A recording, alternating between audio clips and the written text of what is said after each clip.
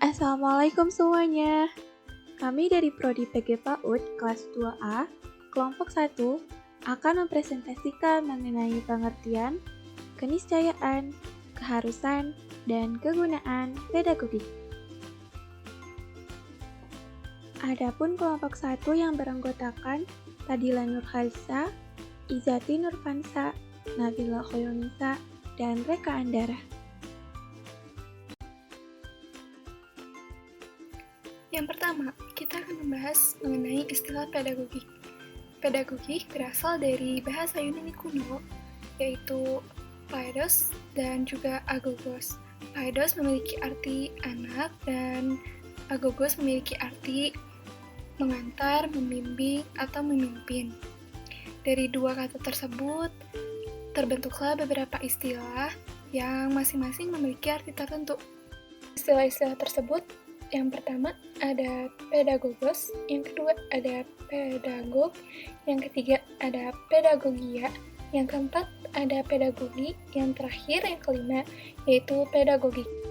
Pedagogos memiliki arti seorang pelayan atau pembantu pada zaman Yunani kuno. Mereka bertugas untuk mengantarkan dan menjemput anak majikannya ke sekolah. Saat di rumah, mereka bertugas untuk membimbing maupun memimpin anak-anak majikannya. Setelah itu terjadi perubahan istilah dari pedagogos menjadi pedagog. Pedagog sendiri memiliki arti sebagai ahli didik atau pendidik. Istilah lain yang terbentuk dari kata paidos dan agogos yaitu pedagogia. Pedagogia memiliki arti pergaulan dengan anak-anak. Selain itu, terbentuk pula istilah lain, yaitu pedagogi. Pedagogi memiliki arti praktik mendidik anak. Selanjutnya, terbentuk pula istilah lain, yaitu pedagogi, yang memiliki arti ilmu pendidikan anak atau ilmu mendidik anak.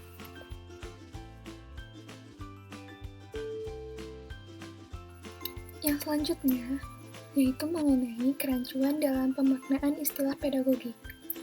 Dalam slide sebelumnya sudah dijelaskan bahwa istilah pedagogik itu memiliki arti ilmu mendidik anak. Namun, dalam beberapa literatur, dapat ditemukan bahwa istilah pedagogik itu memiliki arti ilmu mendidik atau ilmu pendidikan. Dengan alasan-alasan tertentu, kedua pernyataan tersebut dapat dikatakan benar, namun dengan alasan tertentu pula, kedua pernyataan tersebut dapat dikatakan salah. Adapun alasan-alasan tersebut bersumber dari pengertian pendidikan yang berbeda, yang akhirnya berimplikasi pada pemaknaan istilah pedagogik. Ini kita akan membahas dua pengertian pendidikan. Yang pertama, pendidikan secara luas, yang kedua, pendidikan dalam tinjauan fenomenologi. Dalam arti luas, pendidikan adalah hidup. Maksudnya, pendidikan adalah segala pengalaman belajar di berbagai lingkungan yang berlangsung sepanjang hayat, dan pendidikan juga berpengaruh pada perkembangan individu. Dalam arti luas, pendidikan berlangsung dalam konteks hubungan manusia yang bersifat multidimensi, baik dalam hubungan manusia dengan sesama manusia dan budayanya, hubungan manusia dengan alam, bahkan hubungan manusia dengan Tuhannya. Pendidikan dalam arti luas ini berlangsung bagi siapapun, kapanpun, dan dimanapun. Dan karena dalam arti luas pendidikan berlangsung sepanjang hayat, para ahli ada yang mengidentifikasikannya menjadi pedagogik, andragogi, dan gerogogi. Pedagogi sendiri memiliki arti ilmu pendidikan anak, andragogi memiliki arti ilmu pendidikan untuk orang dewasa, dan geragogi itu memiliki arti pendidikan untuk usia lanjut. Selanjutnya adalah pengertian pendidikan dalam tinjauan fenomenologi. N.J. Langeveld mengemukakan bahwa pendidikan ialah pemberian bimbingan dan bantuan rohani kepada orang yang belum dewasa. Ia juga mengemukakan bahwa mendidik itu berarti melakukan tindakan yang secara sengaja untuk mencapai tujuan. Adapun tujuan dalam pendidikan itu adalah mencapai kedewasaan. Dengan demikian, dalam tinjauan fenomenologi, pendidikan hanya berlangsung bagi anak. Tidak ada pendidikan bagi orang dewasa, dan tidak ada juga pendidikan bagi manusia usia lanjut. Jadi, apabila kita mengacu pada pengertian pendidikan secara luas, tidaklah benar apabila kita memaknai pedagogik sebagai ilmu pendidikan. Karena seharusnya pedagogik adalah ilmu pendidikan anak.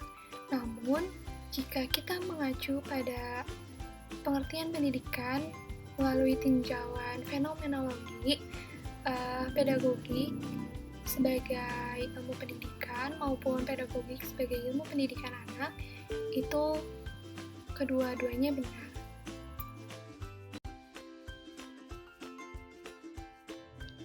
Selanjutnya ada keniscayaan berkembangnya pedagogik. Maksud dari keniscayaan itu sendiri adalah suatu hal yang mutlak, pasti, atau tidak boleh tidak. Nah, ada dan berkembangnya pikiran-pikiran teoritis mengenai pendidikan anak hingga muncul dan berkembangnya pedagogik merupakan suatu keniscayaan atau merupakan suatu yang tidak boleh tidak menjadi ada dan berkembang. Terdapat dua asumsi mengenai hal tersebut, yaitu yang pertama, fenomena pendidikan terdapat di dalam pergaulan antar manusia, yaitu di dalam masyarakat dan kebudayaannya. Yang kedua, perkembangan masyarakat dan kebudayaannya mengaplikasikan terjadinya perkembangan praktek pendidikan dan sistem teori pendidikan. Mengenai asumsi 1, fenomena pendidikan terdapat dalam pergaulan antar manusia. Maksudnya, di mana ada masyarakat, di sana ada pendidikan yang berlangsung dalam konteks kebudayaannya. Pendidikan bukan hanya berlangsung di masyarakat berkebudayaan tinggi, namun bisa berlangsung pada masyarakat yang tingkat kebudayaannya paling rendah atau primitif sekalipun. Namun makin berkembang masyarakat dan kebudayaannya, maka makin berkembang pula praktek pendidikan yang dilakukan masyarakat yang bersangkutan tersebut.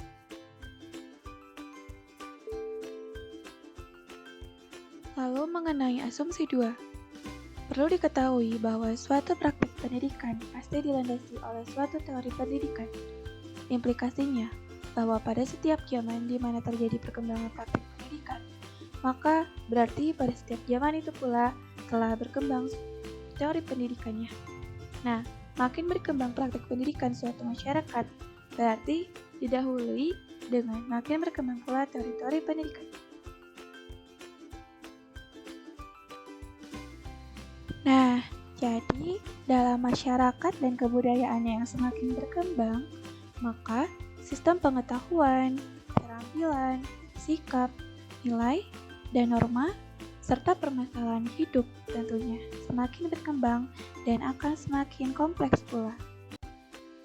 Sehubungan dengan itu, tidak mungkin masyarakat tidak berpikir dan tidak melakukan penelitian-penelitian untuk mengembangkan teori pendidikan dalam rangka mendidik generasi mudanya dalam keadaan yang semakin kompleks itu. Pemikiran dan penelitian mengenai pendidikan anak tentunya harus terus berkembang dari zaman ke zaman, sampai akhirnya muncul dan berkembanglah pedagogik.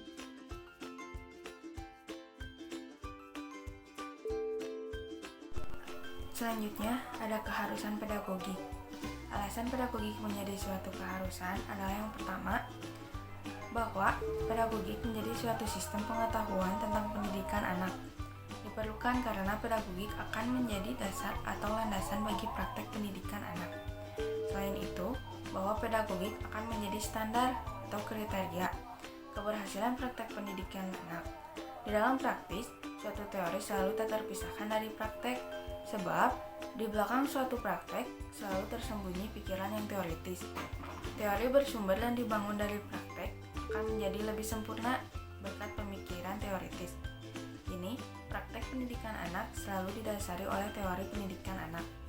Sebaliknya, teori pendidikan anak sesungguhnya bersumber dan dibangun dari praktek pendidikan anak, Selain itu, teori pendidikan anak akan menjadi standar keberhasilan praktek pendidikan anak.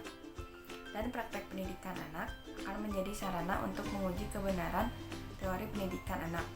Yang kedua, manusia memiliki motif untuk mempertanggungjawabkan pendidikan bagi anak-anaknya. Karena itu agar dapat dipertanggungjawabkan secara ilmiah. Praktek pendidikan anak memerlukan pedagogi sebagai landasannya. Sebagaimana kita ketahui bahwa setiap tindakan harus dapat dipertanggungjawabkan. Demikian pula praktek pendidikan anak. Agar dapat dipertanggungjawabkan, praktek pendidikan anak tidak boleh dilakukan secara sembarangan. Praktek pendidikan anak untuk dapat dipertanggungjawabkan secara ilmiah dalam pendidikan anak mesti mengacu pada suatu ilmu tertentu yang relevan, yaitu pedagogi. Nah, selanjutnya kita akan membahas kegunaan pedagogik bagi para pendidik. Terdapat sekurang-kurangnya 4 macam kegunaan pedagogik bagi para pendidik. Yang pertama adalah pedagogik ini berguna dalam rangka memahami fenomena pendidikan atau situasi pendidikan untuk membangun suatu pengetahuan yang sistematis, sehingga diperoleh pemahaman yang jelas terhadap objek studinya tersebut. Yang kedua, pedagogik ini berguna dalam rangka memberikan petunjuk tentang apa yang seharusnya dilakukan oleh pendidik. Karena pedagogik ini bertugas untuk membangun sistem pengetahuan mengenai bagaimana seharusnya pendidik bertindak dalam mendidik anak. Sebab itu, pedagogik ini dapat berguna bagi pendidik yang mempelajarinya, sehingga pendidik tersebut mendapatkan petunjuk dari ilmu pedagogik ini. Nah, yang ketiga, pedagogik ini berguna bagi pendidik dalam rangka menghindari kesalahan-kesalahan dalam praktek mendidik anak. Kesalahan apapun tentunya tidak diharapkan oleh siapapun. Namun menurut Sikun pribadi pada tahun 1984, terdapat 3 kesalahan dalam pelaksanaan pendidikan. Yang pertama adalah kesalahan konseptual.